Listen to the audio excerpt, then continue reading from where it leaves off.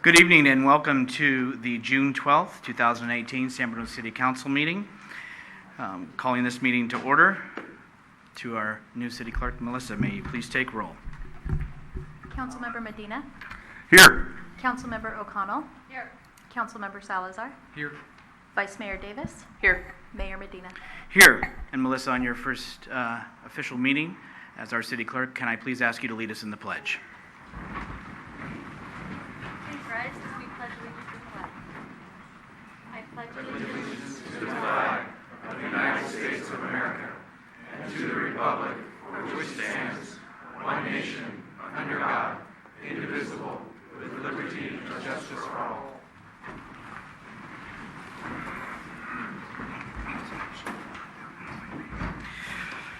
What we do have tonight is obviously a full house, and it is with great honor to have all of you here this evening, and thank you for making it.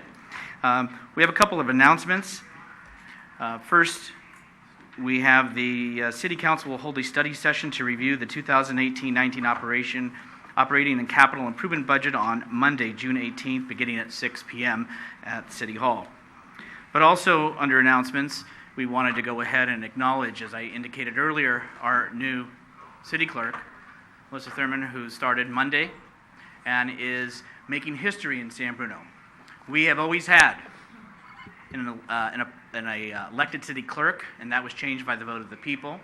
And Melissa now serves at the direction of the City Council as its first San Bruno city-appointed City Clerk, and we welcome you, and we'd like, if you'd like to introduce yourself and say a few things or whatever's on your mind tonight. Thank you, Mayor. My name is Melissa Thurman. I just started yesterday, so be nice. I came from the city of Redwood City, where I served as the Assistant City Clerk for 2 years. Prior to that, I was the Deputy City Clerk in the city of Half Moon Bay, so I'm familiar with the peninsula and all the goings-on, and I am looking forward to many years in San Bruno. Thank you, Melissa. And everybody, be nice. It's your first night, okay? And welcome.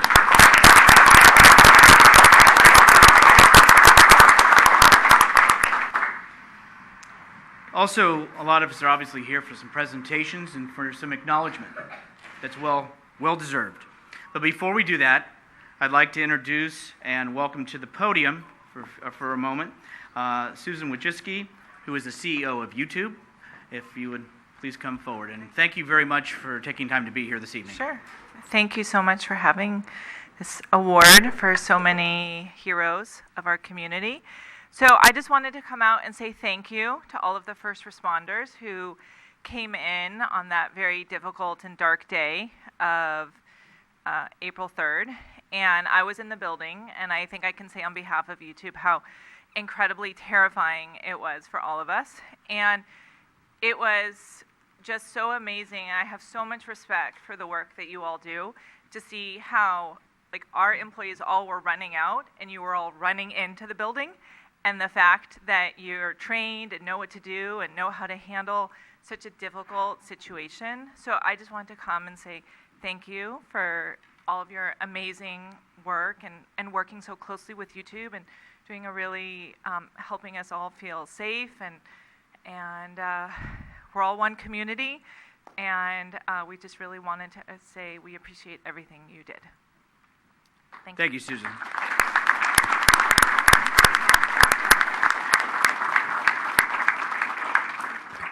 That's going to lead us to a lot of us, what we're here for this evening, which is the presentation. We're going to ask the Chief of Police to step forward, and we're going to have recognition of the first responders that address the immediate critical needs in the response of the YouTube shooting that happened in April. Chief. Good evening. Thank you, Honorable Mayor and City Council members. Before I get started, I'd just like to acknowledge and thank a couple of my counterparts that made it out tonight. Chief Dan Stadel with the Pacifica Police Department and Acting Chief Mike Matucci with the Burlington Police Department. He doesn't like to be called that, but he's stepping in for Chief Woolman, who is across the pond as we speak, so he can't be here tonight. But anyway, moving on to why we're here. On Tuesday, April 3rd, 2018, at 12:46 in the afternoon, the city of San Bruno drew national and international attention. It's a position the city has found itself in before. With the whole world watching, San Bruno police officers responded to 901 Cherry Avenue in response to reports of an active shooter at the YouTube headquarters. San Bruno police officers arrived on scene within 2 minutes of the initial call and encountered a chaotic and hectic scene. As hundreds ran from shots being fired, San Bruno police officers ran toward this immediate threat without hesitation and knowingly placed themselves in harm's way with the sole purpose of saving lives. As this incident played out, once again the city of San Bruno displayed its preparedness, commitment to the community, and extraordinary resilience. What could have been a circumstance that portrayed the city in a less than favorable light instead reinforced how strong and determined we are. We literally showed the world what San Bruno was made of that day. While we operate in an environment of very swift news cycles and the positive response by first responders to this incident is clearly evident, there is much more to the story than most realize. No one agency in our county could have handled this call on its own.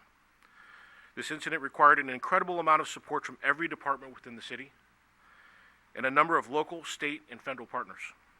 The police department could not be more grateful for the tremendous contributions of those who came to our assistance in a time of significant need. We've reached out to all of these partners to convey our gratitude. There is still a great deal of investigative work being pursued regarding this event, and an extremely thorough debriefing process has been completed. This has afforded us the opportunity to step back and gain a greater understanding of what took place that day and evaluate the effectiveness of our response. In doing so, we've also learned that several individuals acted in a manner that was truly exceptional and merits special recognition. I would very much like to emphasize that the contribution of every individual that responded to this event, which exceeds 150 personnel in that short period of time, the first few hours, significantly contributed to the timely and successful resolution of this critical incident. However, as is always the case, there were individuals who found themselves in a position that provided them with the opportunity to choose to take heroic actions in an effort to save others. I'd like to begin with one of YouTube's own. As the suspect entered the YouTube campus on that afternoon, YouTube employee Allison Miller immediately took notice and asked the suspect to produce an identification badge.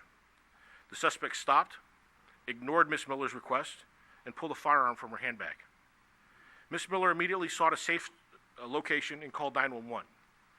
Based upon a subsequent investigation, there is little doubt that Ms. Miller's intervention interrupted this subject's initial plan and forced her to act in a manner that she considered to be premature. It is believed that this subject likely intended to enter a building on the campus. Ms. Miller's actions prevented a tragic event from becoming much worse and may have very well saved lives. On behalf of the men and women of the San Bruno Police Department, to Ms. Miller, we extend our sincere gratitude and appreciation for the actions she took that day to mitigate this critical incident. Her attentiveness and initiative prevented an outcome that could have been much, much worse. So thank you to Allison Miller, and we do have a couple items to express our gratitude. So I'm not sure if a member of the council would like to come down and help us present those. To Mr. Salazar, if I can ask you to please join the chief in doing that with.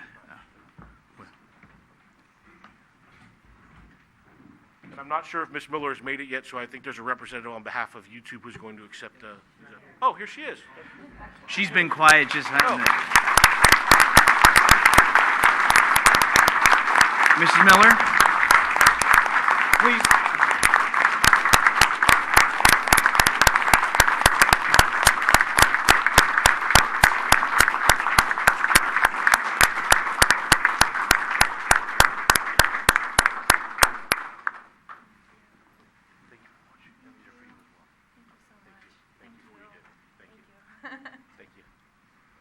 Thank you again to Ms. Miller.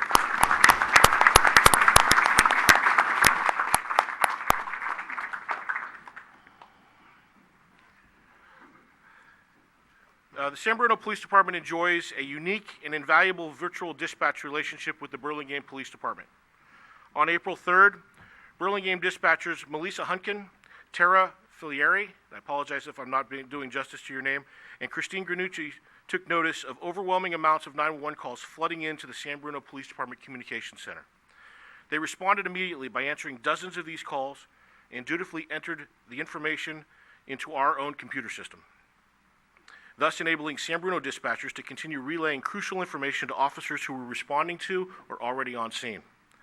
Burlingame and San Bruno dispatchers answered over 200 emergency calls during the first 30 minutes of this event. At one point, dispatcher Hunkin answered a 911 call from a key witness, the first person to have encountered the shooter during the event. She asked pertinent questions of this caller and memorialized the witness's statement into our computerized CAD system for a follow-up at a later time. This initial statement and subsequent interviews has become an integral part of our investigation. And again, on behalf of our organization, to all of the men and women of the Burlingame Police Department, but to especially the three dispatchers who stepped up that day, we could not be more grateful, and we'd invite you up for a token of our appreciation.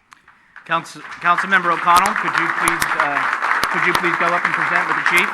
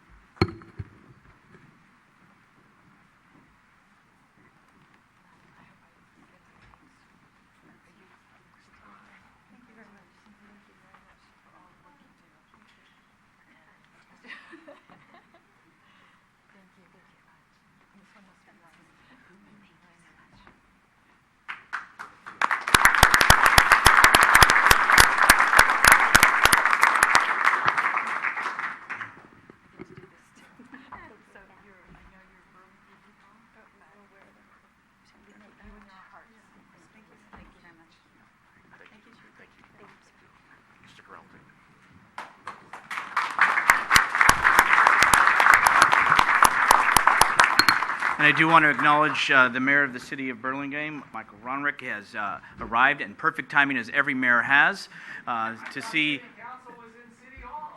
to see your folks acknowledged and appreciated for what they did and how they helped San Bruno. So, Mr. Mayor, thank you for being here.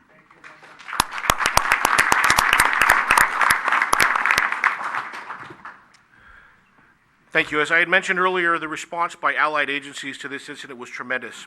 And Pacifica Police Officer Joseph Gomez was among the first to arrive from an outside city. Upon his arrival, he encountered a gunshot victim at the entrance to the building at the YouTube campus. He immediately rendered aid to this victim utilizing a tactical first aid kit. He cut away the clothing of the victim and applied a dressing to a sucking chest wound, as well as a second occlusive dressing to the exit wound in the victim's back.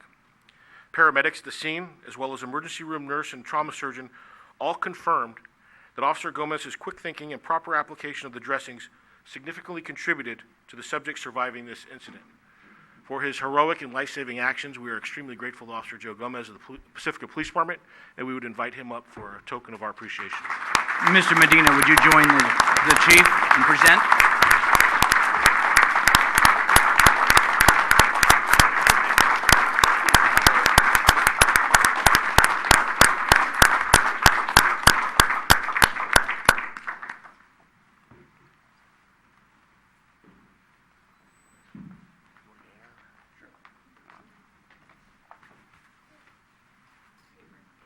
Thank you.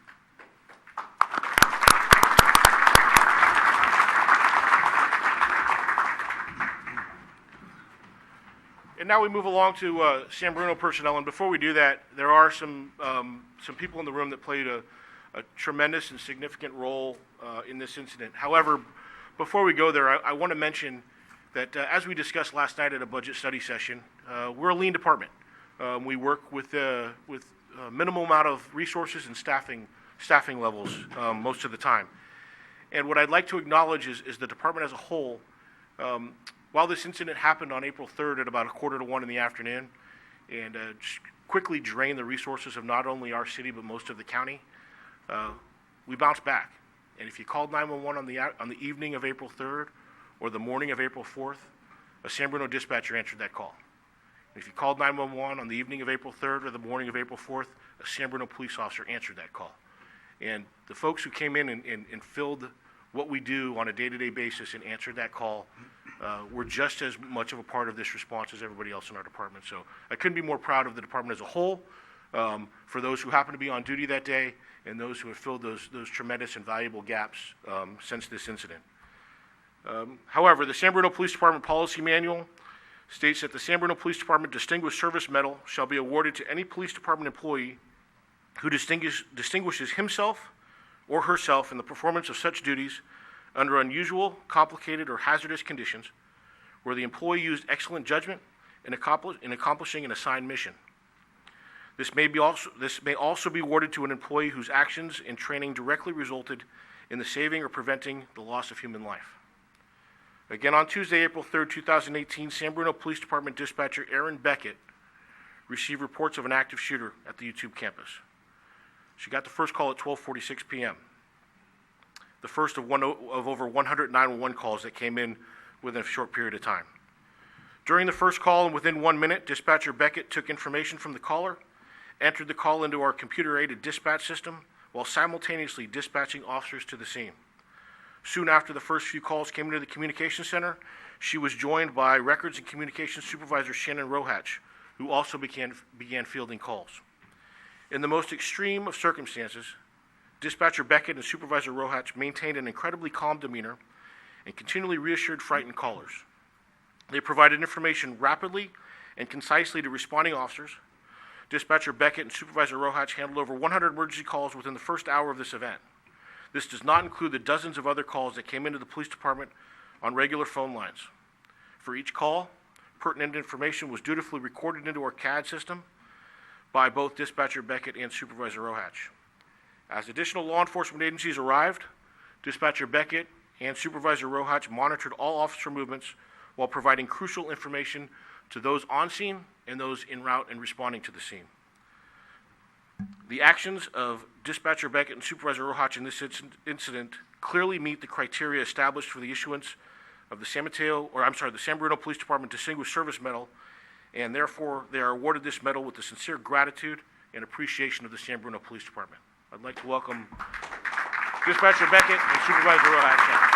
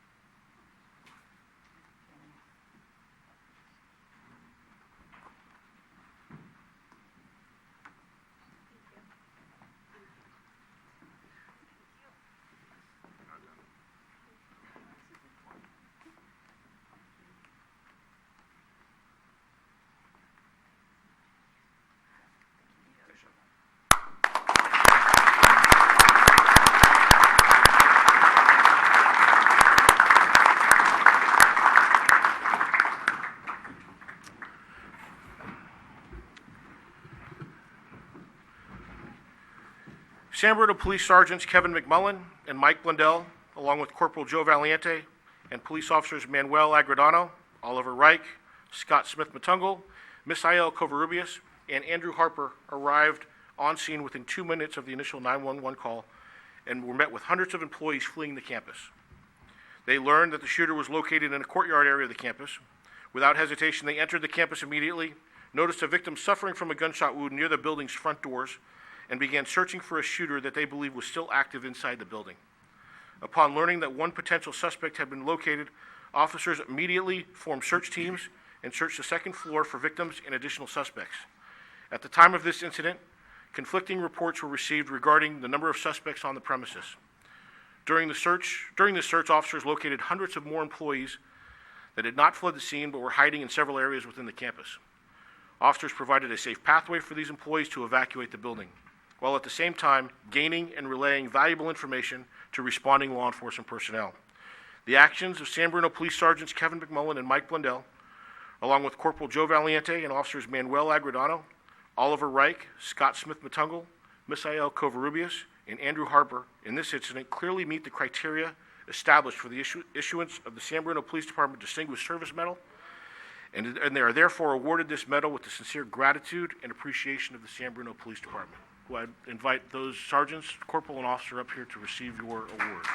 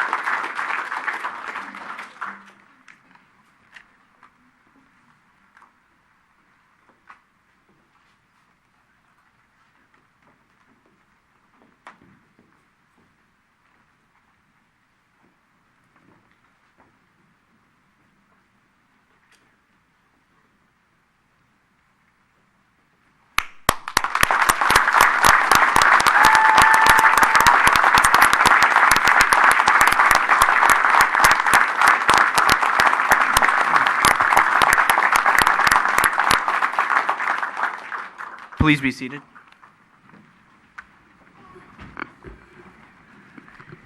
In closing, Honorable Mayor and council members, I'd just like to thank you for the opportunity to recognize our staff. While they performed admirably and exceptionally in this instance, we're proud of what they do day to day, not only in the police department, but throughout the city, and we thank you for the opportunity to recognize them. So thank you very much. Appreciate that.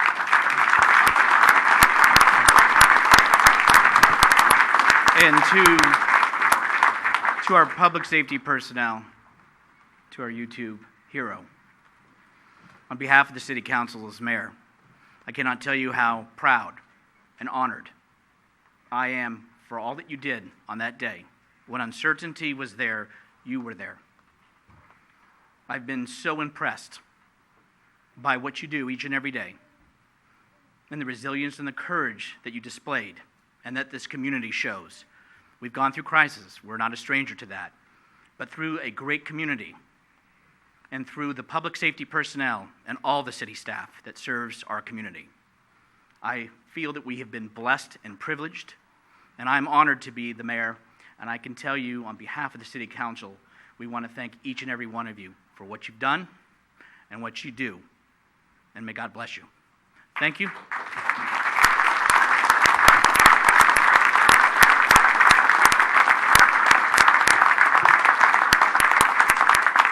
And in order for some easy access out, as well as any photo opportunities, we're going to go ahead and take about a 10-minute break.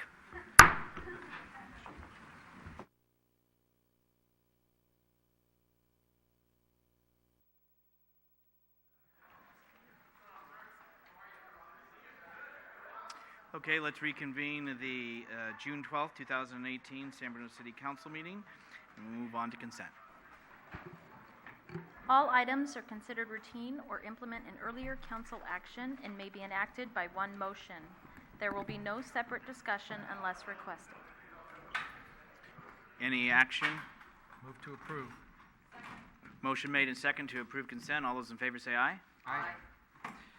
Sounds unanimous. Let's move on to the next item.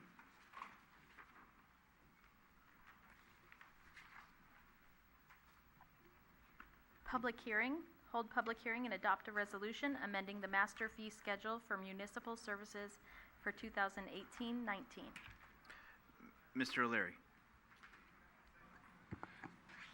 Mr. Mayor and members of the City Council, the subject of the public hearing is recommended amendment to the master fee schedule for municipal services for 2018-19.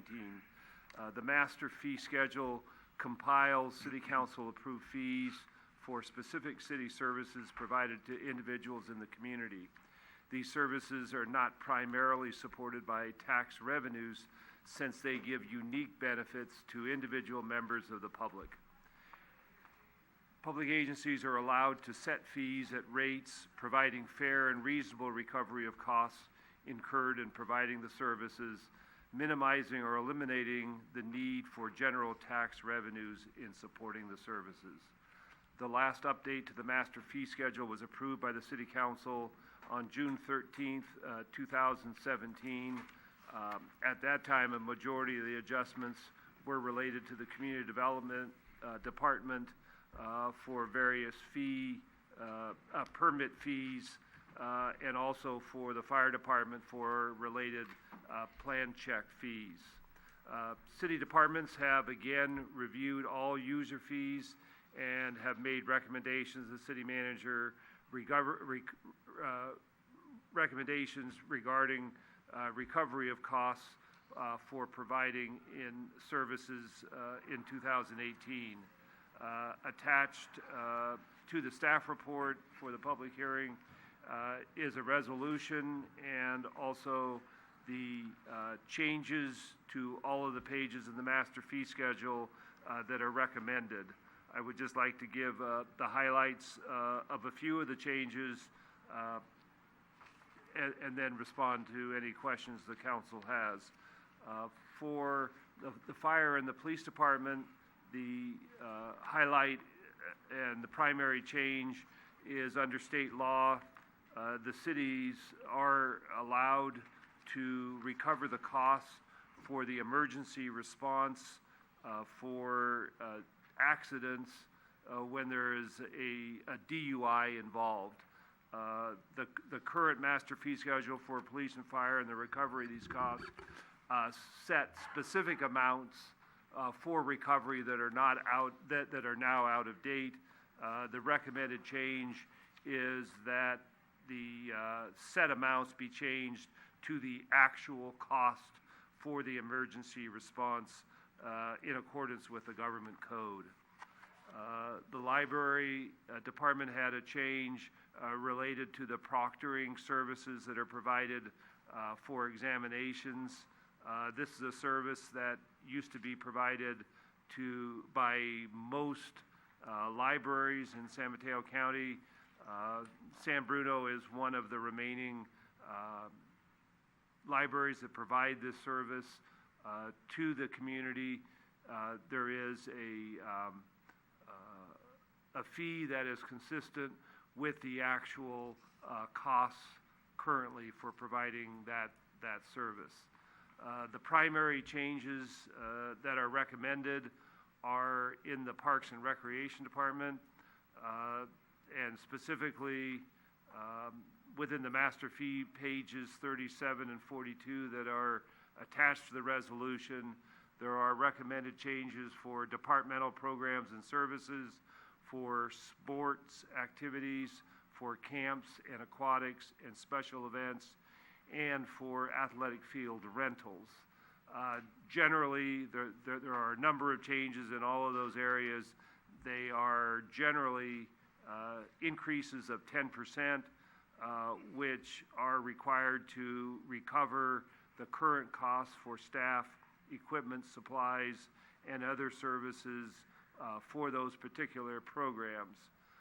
Wanted to point out that while all of the recommended fees would generally be effective July 1, 2018, wanted to point out that the sports activity fees reflected in the changes here would become effective at various times. The sport activity fees would be in September 2018. The camp changes would be effective February 2019, and the aquatics changes would become effective April of 2019.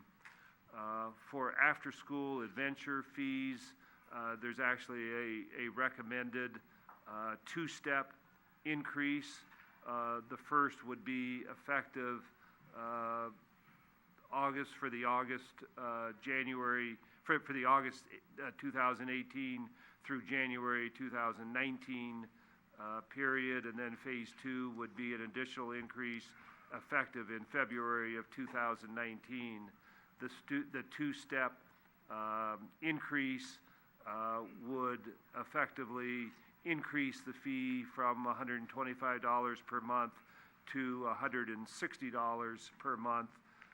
That two-step increase would, at $160, would still have our fee in San Bruno far below comparable services in other cities, including Redwood City, South San Francisco, San Mateo, and Foster City.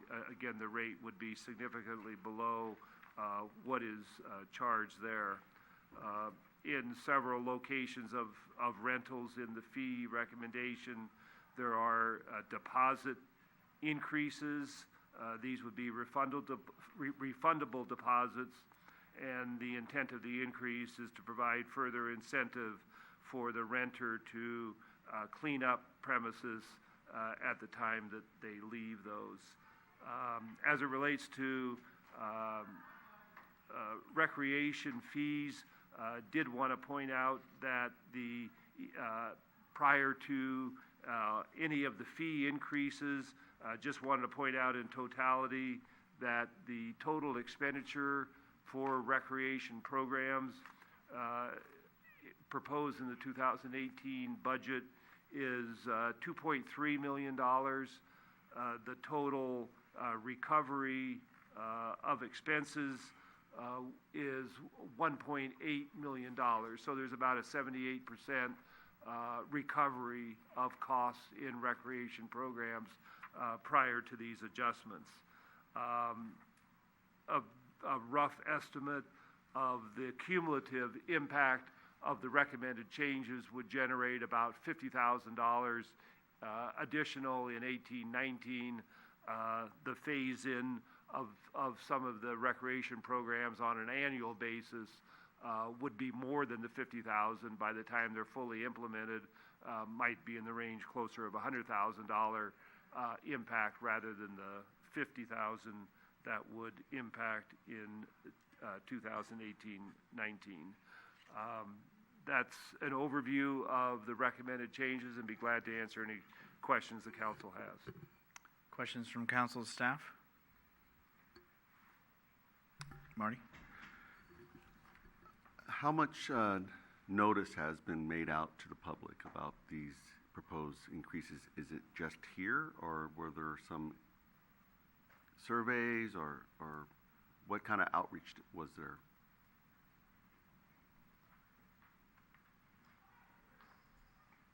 Can I make a comment?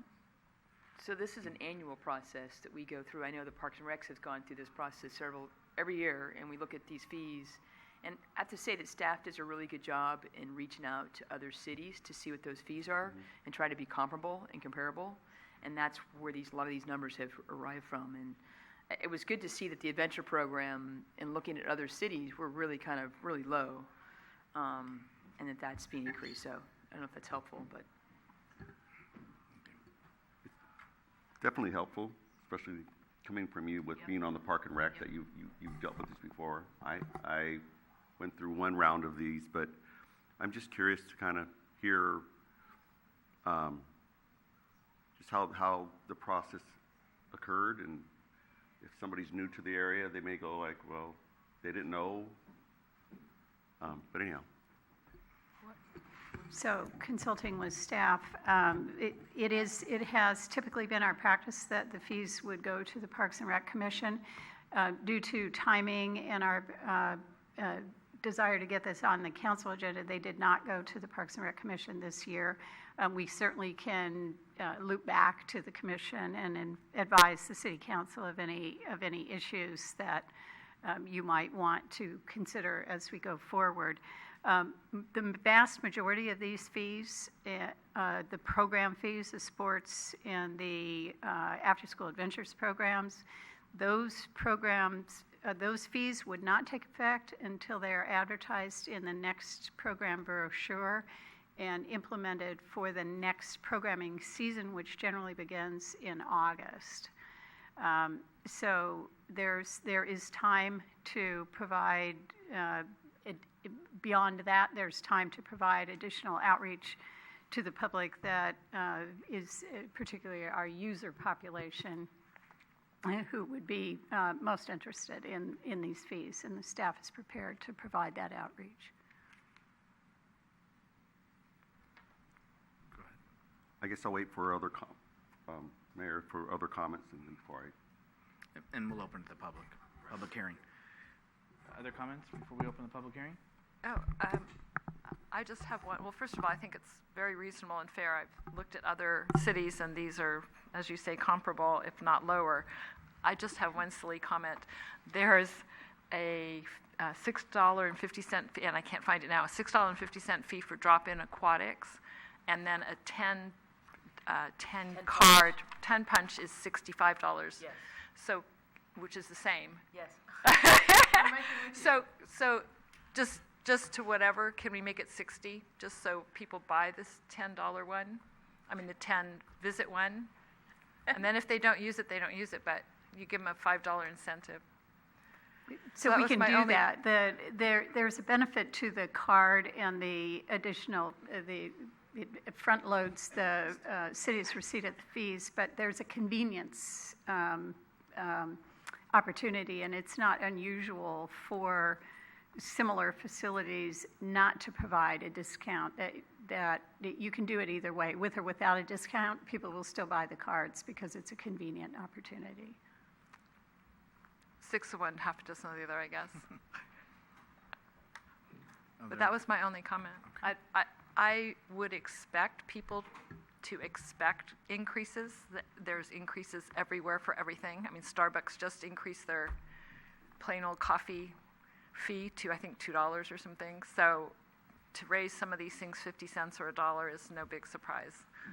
So anyway, I don't see any necessity of sending it back to anybody unless they just want to. No. This is a public hearing. Did you want to speak? I was going to comment on the same thing, so I concur with Councilmember O'Connor, and that is, you can even sell, a 20 punch card for a little bit more, and because ultimately they don't use the whole card, and that's what's happening. The other comment I would just make in general going forward, there's some fees that are like $7.50 or, when it's $7.50 to $10. Some of these fees, to make copies on a police report, for somebody to just stop and do something is a lot more than $10. So to maybe look at really raising those fees to something, no less than $25, because you can't do much for $10.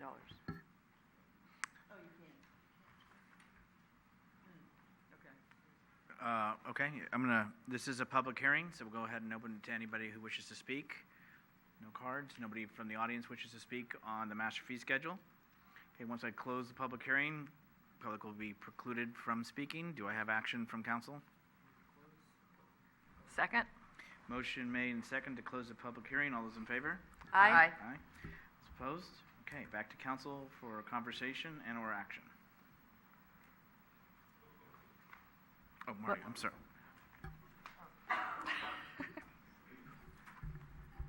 Since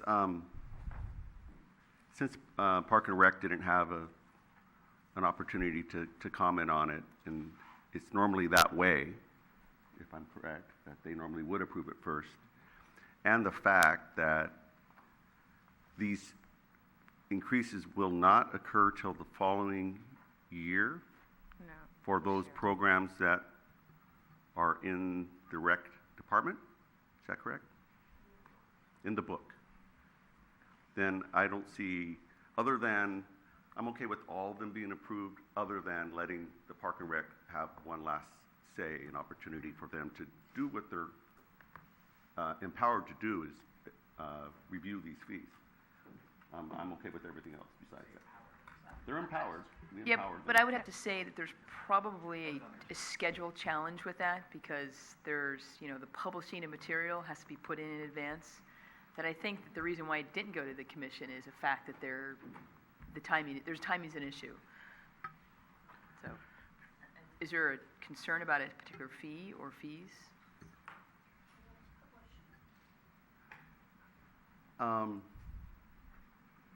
I think if that was the reason why one of the duties of the Park and Rec Commission is to review the fees, then by circumventing them, it's kind of like we bypass them. And if there's no real rush, and are they going to meet in the next couple of weeks, or are they meeting this month? They meet tomorrow? It's too late to post it? Correct. Yeah? It's next week. Yeah, the commission meeting is next week. The agenda would be posted this week. So if it was the city council's pleasure, you've closed the public hearing, we could take it to the Parks and Rec Commission next week, and if you wanted to defer action, you could bring it back on the 26th for council action. I'm in favor of that. I would be, I propose that we go ahead and approve everything but the Park and Rec fee increases, and let them come back in 2 weeks, and we'll hear from them then. No rush. Through the chair. Go ahead, Irene. If I can ask Danielle, or is there printing timeline, deadline considerations, or? Okay. Not for the few weeks. Can that be done? Yes, so if I understood Councilmember Medina correctly, you might want to go ahead with approving the non-Parks and Rec fees. Ask us to to agenda them for the next week's Parks and Rec Commission meeting and bring them back, the Parks and Rec fees back to you on the 26th. Is that what I'm understanding? That's Yes, how I please. understood Mr. Medina to say. Is that correct? Yeah. Good. Through the chair. Mr. Salazar, Michael. I was just going to ask, are there any considerations, because it's a public hearing, do we have to then have a separate public hearing just on that one group of fees? You've closed the public hearing unless there were significant changes brought back to, when we bring it back to you, you would not need to either reopen or reschedule the public hearing. Okay, so it would just be a separate ordinance with only those fee changes? Pardon me?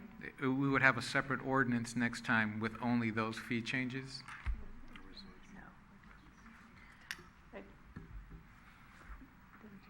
So it's a resolution, so. Oh, well, okay. So one issue I just wanted to raise is, since we haven't had a Is your mic chance on? to talk about this. Is your mic on? Yes, through the chair. Thank you. Is the question of whether there's enough time to notice the public hearing after the Park and Rec meeting. So is there any timing issue about But there that? isn't, it's not a public hearing with the Parks and Rec Commission. No, I understand that for the city council. If it were to come back, if it were to need a public hearing at the next meeting, Then there would not be time. yeah.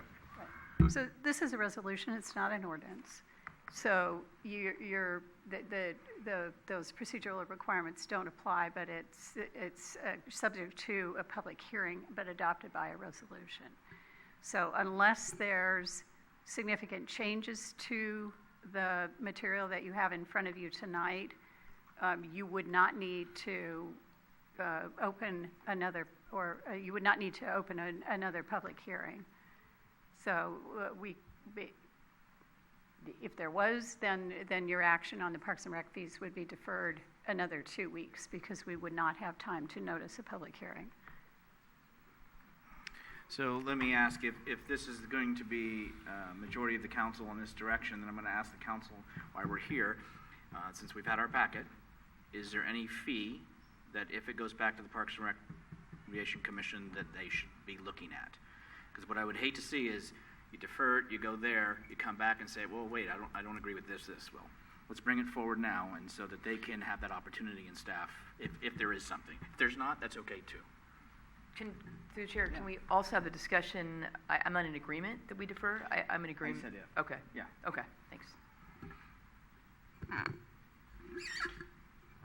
So we do have a resolution. Public hearing's been closed. We have a resolution, which is to amend the master fee schedule for the municipal services for 218-219. Is there any more comments? I'd like to introduce the resolution. As is. As is. Melissa. Call roll, please. Councilmember Medina? No. Councilmember O'Connell? Yes. Councilmember Salazar? Yes. Vice Mayor Davis? Yes. Mayor Medina? Yes. Okay. We're going to Through the move. chair? Yes, Michael. I just want to say that, I normally would have gone along with what Councilmember Medina was recommending, because I do think that we need to defer that to our committees and commissions, at least allow them an opportunity to look at it. But because I don't think there was anything really significant there that possibly could have triggered any questions. In this case, I think it is beneficial to expedite it and move it along. But thank you for bringing it up. I know a few of the Park and Rec commissioners, and they take their job very seriously. And I think we just bypass them. So that's okay. I mean. So go ahead, I'm sorry, Marty. I apologize. So I was going to say is what I would like to have done, if encouraged with the council, is to have the information at least given to the commissioners, let them have the opportunity to review it, be updated on it, so that they're aware. We're all on the same page. The other thing is, for a man who used to work at Parks and Recreation and helped bring up some of those fees way back in the old days, as well as being on the Park and Rec Commission for some years, a lot of this, I will tell you, has gone before, and usually staff is good about the comparison to make sure that we're usually under, not over. In the many, many moons ago, it used to be that the city forefathers took action to make sure that we subsidized the programs and activities, which had to change at some point to where we could not subsidize, and then there's been that steady incline. So some programs that used to be offered when I was there were absolutely 100% free. Not a penny was charged, but obviously taxpayers paid whether they participated or not. So there's a whole global view of the history, but I do think staff has done good, and I've been out of there for a while, but they do good at that presentation. So if we could pass that on to the commission, out of courtesy. We will certainly do that. So I was going to make the same suggestion, that we will still go ahead and agenda this for the next Parks and Recreation Commission. We'll be diligent in making sure that if there are any specific comments from the commissioners, we will make sure that those are transmitted to the City Council. And I would just make one additional comment that most of the fees that were proposed this time, and it was not all of the Parks and Rec fees, the staff does a careful job of evaluating, as the mayor indicated, where fees are getting a little bit behind in terms of recovering a decent amount of our costs. And again, we're at a 75% plus or minus cost recovery rate across the recreation programs, which means the general fund is subsidizing still at about a 25% level. But we do a careful job of evaluating what fees should be increased, and the fee increases that you have in front of you tonight, the majority of those have not been increased in at least one, and most of them in several years. So that's what you have in front of you tonight. We'll speak to the Parks and Rec Commission, and we'll be back to you with any comments. Thank you. Is that okay with council? Okay. Thank you. Thank you. All right, report of committee, commissions, and boards. There are none. Next. Item 8, public comment on items not on the agenda. It is the council's policy to refer matters raised in this forum to staff for investigation and/or action where appropriate. The Brown Act prohibits the council from discussing or acting upon any matter not agendized pursuant to state law. Do we have any speaker cards? Robert Riegel? Thank you, Anybody? Melissa. Robert. Robert Riegel, as your trustee to the San Mateo County Mosquito and Vector Control District, I just got hot off the press this morning. San Mateo County Mosquito and Vector Control District will be conducting their yearly treatments for mosquito larvae by helicopter, excuse me, at Mills Field on the four dates on the flyer here. The first will be July 3rd, so it's coming relatively quickly. These treatments involve the application of a dry pesticide over freshwater marshes, and it has contact information, so I'd like to give this to the city clerk, so hopefully you can have it posted in the city hall somewhere. Thank you for your constant support of the mosquito district, and if you have mosquitoes, call the number or call me. And thank you for representing San Bruno.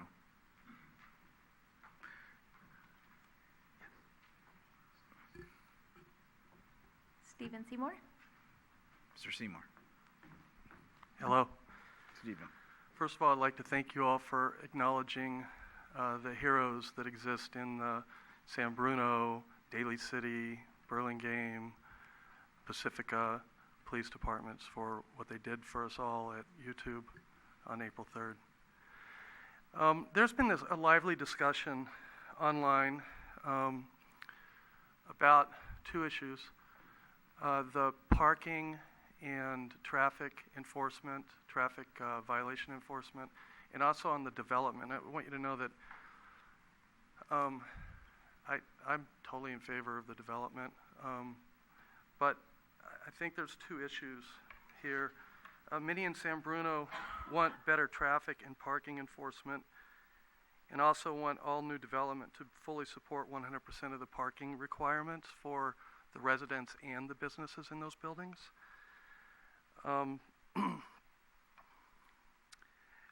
Your constituents are looking for your support. Will you give your commitment to these issues, to making sure that when a new development comes up for approval, that you weigh very heavily the parking that's included in those developments, so that those cars don't come out onto our public streets and make an already tough parking situation tougher. I realize tonight, because of the Brown Act, there's probably no way you can tell me that personally, but if any of you would like to weigh in on more parking and traffic enforcement and ensuring that new development satisfies 100% of its parking needs. It would be, please let me know either through San Bruno Now or via email. If you feel you cannot do this tonight, again, if you could let me know by July 1st, we intend to start a petition to drive to achieve these goals. I would like for the people to know who supports these issues. We would love to have your support for both greater enforcement of parking and traffic violations and your approval for new development to support 100% of the parking requirements so that existing neighborhoods are not impacted.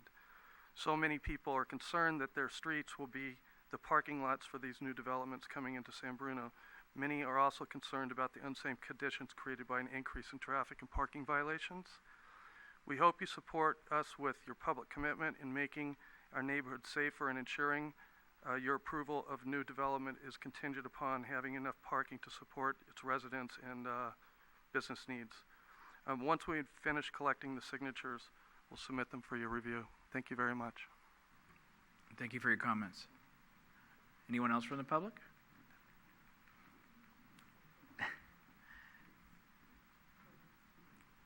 Sandra Perez Vargas. Hello. Good evening, Sandra. Hi. I wanted to talk about a few things, and one of them is parking. Where I live, the Salvation Army is stationed, and they have 2 large parking lots that at night aren't being used. And I know that they've been open to the idea of permit parking on their lots, and I'm hoping somebody in the city will address them about that, because that will alleviate a lot of the problems on our block. And another thing I'm asking for is more patrolling of our streets. I'm sure you get a lot of calls in the police department from the same areas about the same issues. It would be great if they took the initiative to wrap back around the streets to see who's parked, blocking driveways, on sidewalks, parked in the red zones, and possibly look at increasing those fees. And even on cleaning day, I think we charge $38 for people who don't move their cars. I think that's what it was 24 years ago when I moved in. So I think we need to move up with the time, because I think it would be an incentive for people to possibly behave better. And another area I think we can have a lot of improvement is SB response. I think that's been around for about 11 months, and I've checked back, and there are some things that haven't been worked on at all in those 11 months, and many cases that are completely closed out. I'm suggesting that when a case is closed out, a photo has to be taken and attached to that case. So if they're saying a broken down car has been moved, we have a picture of it verifying it. Or if it's the issue has been recommended to be looked at by another department, that they get back and they don't close out the case until it's actually moved, not like we referred it to this department, we referred it to that department, because I just think we're spinning our wheels in that area. And another thing, with the budget, unfortunately, I couldn't go to the meeting last night.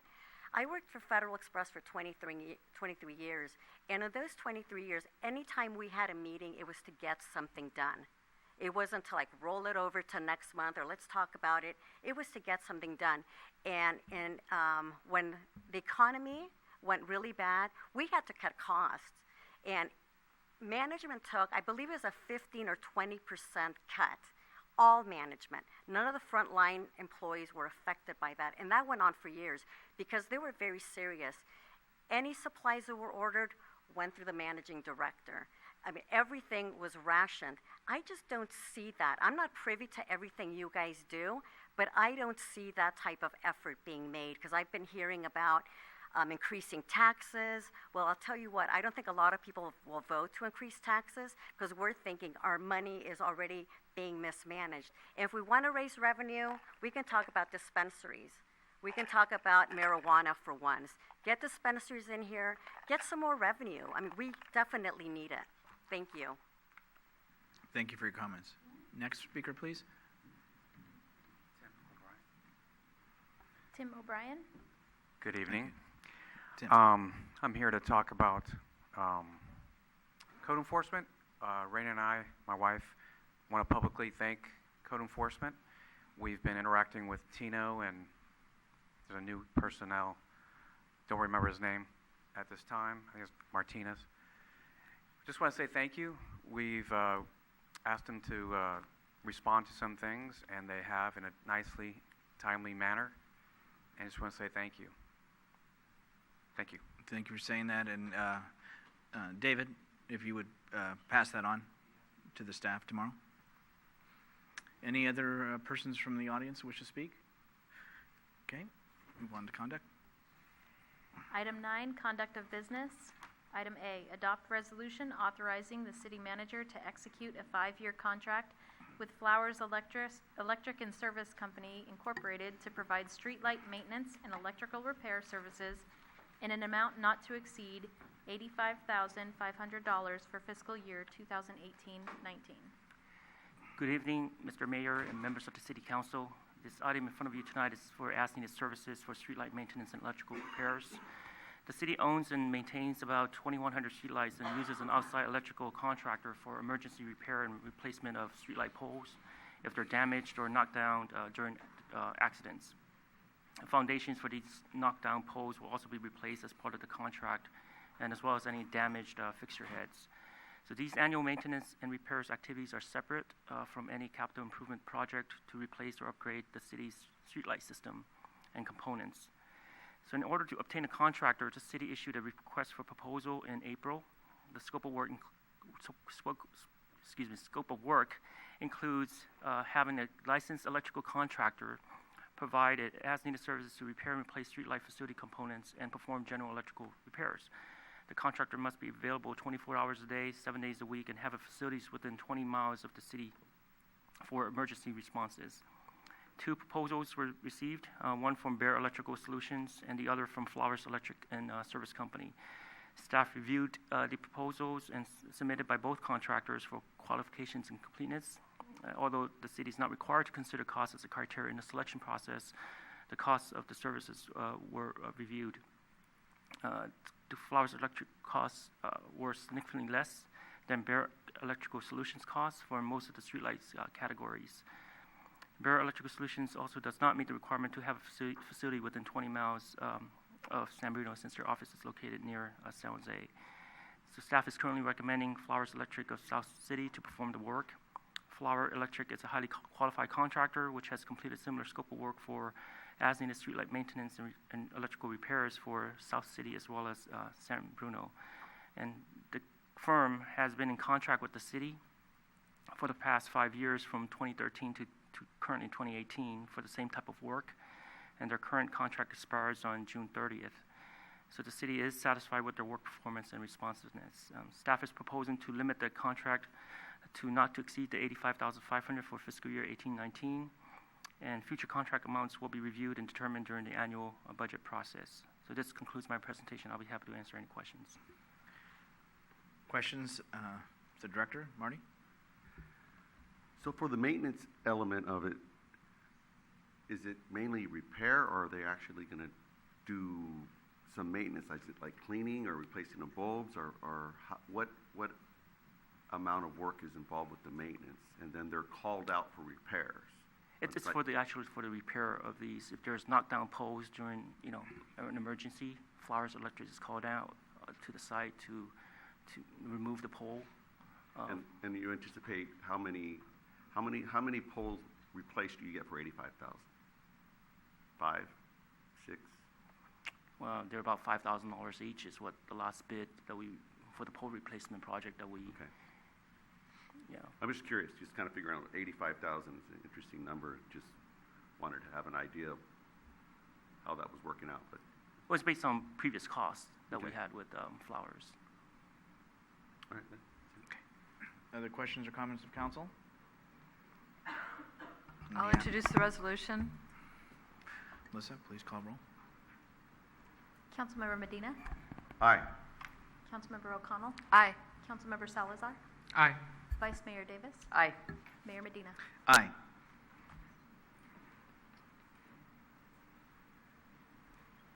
Item 9B, adopt resolution authorizing receipt and expenditure of $56,823 from the California Department of Alcoholic Beverage Control 2018-19 Alcohol Policing Partnership Grant. Good evening again, Honorable Mayor and council members. Since 2006, the Pacifica Police Department has administered grant funding via the California Department of Alcoholic Beverage Control, or ABC, for a task force that we call the Under 21 Consumption of Alcohol Suppression Team. We try to make everything an acronym, so it's Under 21 Coast, the Under 21 Coast Task Force. This task force is comprised of the San Bruno, Pacifica, and South San Francisco Police Departments, and we work collaboratively to reduce access to alcohol by minors and to combat alcohol-related quality of life issues in our community. Thanks to $56,823 in ABC grant funding this upcoming fiscal year, the Under 21 Coast Task Force will continue to operate in all 3 jurisdictions with the goal of reducing alcohol-related crime through enforcement, education, and community outreach. The San Bruno Police Department has been identified this year as the fiduciary agency for this fiscal year, tasked with managing the grant for our 2 partner agencies. The Under 21 Coast Task Force has implemented a system of tracking licensed establishments that have been inspected by local law enforcement for the respective levels of compliance. This tracking system is made available to officers on operations to ensure that no single business is visited multiple times without a valid reason. We don't seek to single people out. We track and provide some rationalization for every action that's taken. The focus of enforcement extends beyond the sale of alcohol to minors. However, many of these operations do include sending underage persons into licensed establishments to see if they're sold alcohol, or what we call shoulder tap operations, to contact people outside a liquor store to see if they'll buy someone under 21 alcoholic beverages. The Under 21 Coast Task Force utilizes plainclothes officers to conduct surveillance as well. We seek to observe violations and the general enforcement of violations in an effort to both curb the sales of alcohol to obviously intoxicated subjects, as well as the presence of additional violations that may have been previously unreported to either law enforcement or to ABC in licensed establishments. These activities include, but are not limited to, again, the service of intoxicated subjects, human trafficking, and sometimes illegal gambling. As in previous years, San Bruno, Pacifica, and South San Francisco have all identified grant liaison officers within their respective departments that are trained to participate in this project and to ensure that each agency satisfies its grant requirements. The goals of the grant for the upcoming fiscal year have been identified, and there are 6 of them. They are as follows. The first is to continue the proactive work with our task force and in collaboration with ABC. The second is to continue successful establishment of partnerships with our respective communities. The third is to reduce the number of calls for service at licensed ABC establishments. The fourth is to identify problematic areas in the respective jurisdictions where alcohol is a contributing factor to crimes, disturbances, and alcohol-related traffic collisions. The fifth is to educate licensed merchants and establishments on the proper and responsible sale of alcoholic beverages. And finally, the sixth is to educate the community of the dangers of irresponsible alcohol consumption and distribution. There's no fiscal impact to the police department's budget.